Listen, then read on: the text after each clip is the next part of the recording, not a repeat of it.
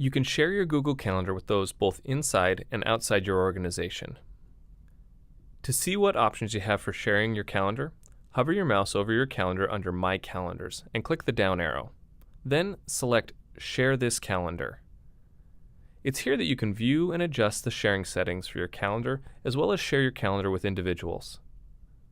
Sharing is enabled by selecting the Share this calendar with others checkbox. Most likely, this option is already enabled for you. Then, there are two settings for sharing a calendar. Make this calendar public, which allows people outside your organization to see your calendar, and share this calendar within your organization. The amount of control you have over these settings is set by your Google Apps administrator.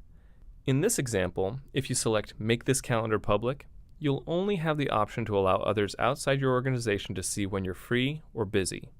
So someone outside your organization would see your calendar like this. They can see your events, but there are no titles or details included. There are other options for calendar visibility outside your organization, but they're usually set by your Google Apps administrator. The second option here allows you to control how much of your calendar information coworkers can see.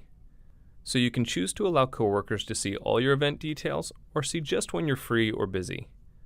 Another way to share your calendar is with specific people or groups. Start by adding the email address of the person you want to give access to your calendar, and press Enter on your keyboard or click the Add Person button. In this example, I'll share my calendar with Ellie from HR. Now you can adjust the permission settings you want to give the person. There are generally 4 options available when sharing a calendar.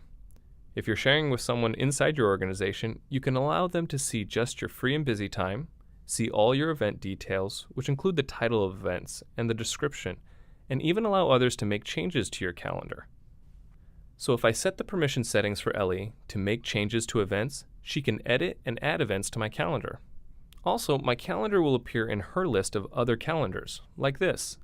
And if I set Ellie's permission settings to make changes and manage sharing, this allows her to edit my calendar and even allow other people to access my calendar.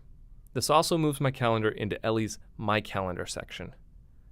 Obviously, you want to take care when giving people permission to edit and share your calendar, but this can be a great way for teams to share the work of managing a calendar. You see, these sharing options are not only available in your personal calendar, but to any calendar you create. So if you want, you could create a team calendar that tracks events or time off just by giving everyone access to the calendar. In fact, there's an easy way to do this.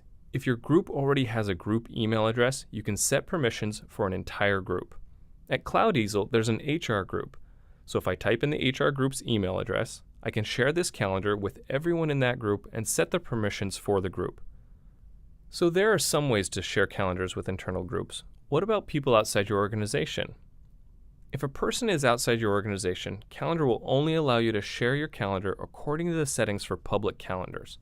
So if I share my calendar with a friend, the only permission settings I can set are those that are allowed by my domain.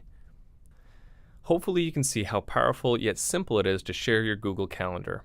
If you have questions about sharing your Google Calendar, click Settings, then Help for more information.